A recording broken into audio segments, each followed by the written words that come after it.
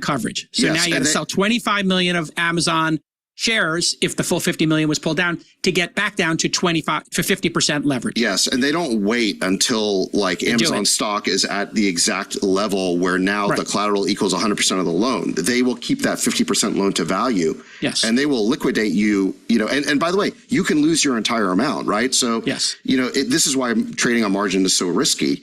Is that you can get wiped out completely. You can get wiped out very, very quickly with a small move down. Because they are the custodians of that Amazon stock. They are holding it for you now, and they have the right to sell it to cover your margin. Right. You're saying that governor, that basic tenant, that basic safety control was turned off by Alameda.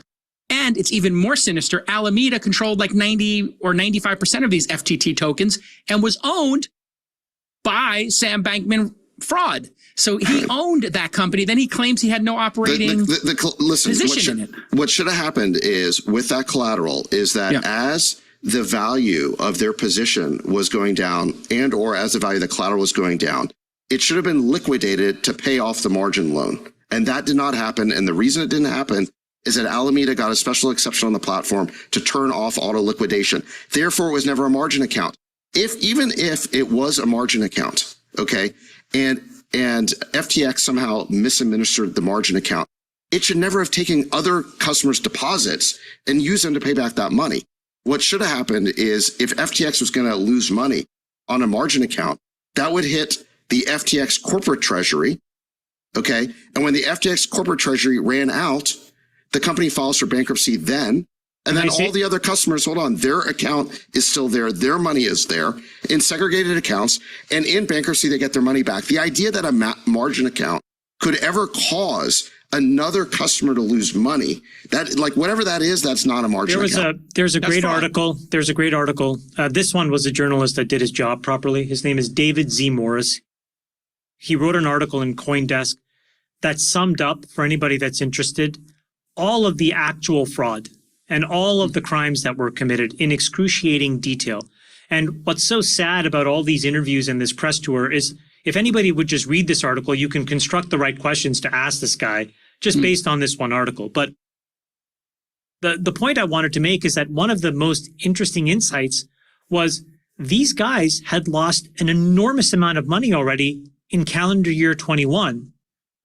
And so this is what's so crazy, Jason, about, you using language like rug pulling and nobody actually trying to be clear. Like you guys are giving this guy a hall pass when any industrious reporter could have found an employee who said, wait a minute, we just blew a $3 billion hole in our balance sheet in calendar year 21, and now we're sitting here at the end of 22. Chamath, hold on. I need to respond. I am not giving him a pass. And for you to blame journalists who are reflecting the crime and not putting any light on VCs and the capital allocators who made this investment and who did no diligence and did not put governance in it is the height of arrogance, Chamath. This is not the press's fault. They're not doing that either. This is the VC's fault. This is the capital allocators' fault. You're blaming the people who are telling the story after the crime is committed. They're covering the story up. You can't handle the truth. Jason, they're covering the story up. Listen, they're not telling can I get in here? Can I get in here? All right, listen, Jason, I will defend you against Chamath saying that somehow you're, that you're letting SBF off the hook. I know you don't want to let SBF off the hook. However, you are letting the press off the hook. And the reason why, hold on a second, the reason why you're using this inaccurate language like rug pulling and run on the bank when there was no run and there was no bank is because you've been infected by this language that the media has inserted into the discourse. The media, listen, and hold on a second. Investors may have got it wrong last year. Investors may have got it wrong when they did that last round. But I think investors now understand what's happening. But the media is still covering for SBF by mis-explaining what happened. Okay, give me a percentage, Sachs, of who's to blame here. VCs who invested and didn't set up any governance, regulators who did not set rules around crypto, and then the media. What percentage out of 100% is the investors, the regulators, and the press? Go. 3 numbers. I would say that before the fraud got exposed, one third each before the fraud got exposed, but they were all jointly and severally liable. But After the fraud's been exposed, no investor is still defending SBF. But I think that the investors who were swindled by him, they feel bad about it. So 30-30-30 is absurd. The press had no way to know the fraud was going on, just like the VCs who put the money in didn't. What are you talking about? Jason, are you stupid? Like, wasn't the journalist that exposed the fraud at Theranos? He's the guy that went and did all the work. John Carreyrou should be celebrated. Hold on a second. John Carreyrou went and found this thing when everybody else was like, this is perfect. It meets all of our priors. Let me finish, please. It meets all of our priors. This is great. And John Carreyrou, hold on. And so John Carreyrou was like, this doesn't pass the smell test to me. Let me go do some work. And he pulled one little string, and over the course of 18 months, he exposed the whole bloody thing. So hold on a second. So what is incredible to me is that it was possible to expose this thing before. Nobody did. I agree with David. It's about equal responsibility before, but afterwards, the bulk of the responsibilities now sits with regulators to clean it up and journalists to tell the truth. Okay. And now may I respond to that since you call me stupid? You are delusional. Number one, every one of those investors in Theranos could have taken a fucking blood test at two different places like Jean-Louis Gassier did and write a blog post and prove that Theranos didn't work. And they withheld disbelief. Investors putting in $100 million, including Rupert Murdoch, didn't even take a fucking blood test or tell one of their diligence teams to do it. The same thing happened here with the investors in FTX. They did zero diligence. They set up zero governance. This was a failure of the investors and the governance for 99% of the problem. And then regulators should have caught it. And the regulators, in fact, did catch Theranos. So you're completely wrong, Chamath. Again, the journalists come in after the fraud is happening. The investors and governance is responsible for stopping these things. FTX was a failure of governance and investors, and so was Theranos. The end. You're completely wrong. The question is post exposure. Why are you guys obsessed with post? How about avoiding these things? You guys are blaming because the story journalists. Is ongoing. Because the story is ongoing. You are blaming journalists for something that is capital allocators' responsibility. It is our responsibility to do diligence. It is our responsibility to create a board of directors that checks on Elizabeth Holmes and Sam Bankman-Fried. I didn't disagree. Nobody's disagreeing with that. You just call me stupid. You just call me stupid for pointing out something that you refuse to accept. What are you talking about? I'm the fact that capital allocators created this. I'm the older brother. You can make whatever joke you want. You guys are giving a pass to the investors. You're doing your governance. Fredo impression again. I'm not doing Fredo. You guys are being absurd. This is why people say that we're delusional on this podcast. Don't call him dumb. The reason people say we're delusional is that we won't take acceptance of this issue. Fish called Wanda, totally. Like the guy you can't call dumb. Totally, he loses it. He goes berserk. Yeah, no, I'm not going berserk. You guys character. have a blind spot. Capital allocators are responsible. He's like, don't call me dumb. I'm not going to defend. I'm not going to defend any single one of those investors. Right, I mean, I think that they did a horrible job too. It's a great episode. But the reality is, just went up. But the reality is, I think that if you think that you can, it's your decision to defend the mainstream media. I think that that's fine. I'm not defending them. No, you are. You said they have no responsibility. No, I'm blaming the VCs. It's different. The culpability is with the investor class that has not had proper governance and diligence. Know what, Jason, how many articles have been written excoriating them? Yeah, some. Where? A lot. They look like fools.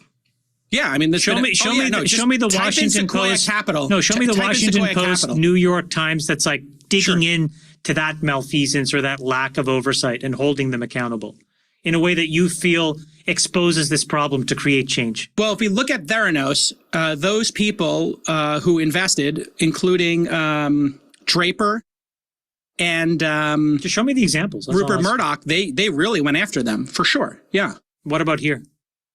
Wall Street Journal, 1 day ago, Sequoia Capital apologizes to its fund investors for FTX loss. Venture capital firm tells fund investors that it will improve due diligence on future investments after $100 million loss. They really got him. Let me read you. That's a cover story in the Wall Street Journal. I'm gonna read you a sentence from the New York Times coverage of SBF.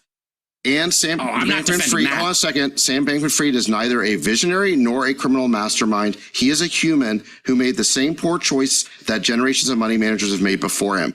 Are you effing kidding me? I'm That was the New York Times coverage. Yes, you are. They also said I am not defending them. Yes, you are. I reach just called exceeded Andrew his Lord Sorkin grasp. a suit. And then Semaphore, who was on the take, who received millions of on the dollars of payroll. money, Yes, they're on the said it was a payroll. run on the bank. Okay. How much did they now, get? where $5 is their million? apology? Hold on a second. Where is their apology? Sequoia has apologized. Where is their apology? Oh, it has to come. I'm not defending the press. Yes, you I'm are. just saying. Yes, you No, are. you No, are. I am not. I am Yes, you literally are. telling you that the New York Times has been Where's asleep the at New the York wheel Times and apology? throwing. The press is always demanding an I'm apology agreeing from with you. The everybody press has else. done a shit Hold on a job. second. The press is so incompetent always on this. demanding. The Twitter Spaces yesterday did a better job of trying to I ask agree. questions I and getting agree. to the truth than a single journalist has done, or the collective Totally. body of all of journalists. Absolutely. Totally. Literally, randos on Twitter Spaces did a better job than Sorkin. Let me tell you agree. why no one trusts the press, Jason. First of all, they have an agenda. I But am in second of agreement. all, when they make a mistake, they never admit it. When's the last time they did an apology or retraction? When's the last time they did what Sequoia did? I don't know. And they need to Exactly. You apologize can't about even New York point Times. to it. I am in agreement with you on that. But I think we have to first say, and this is where you guys should have a be ashamed blind of spot, themselves. is what is the responsibility of capital allocators and governance and regulators? I think it's 1, 2, 3.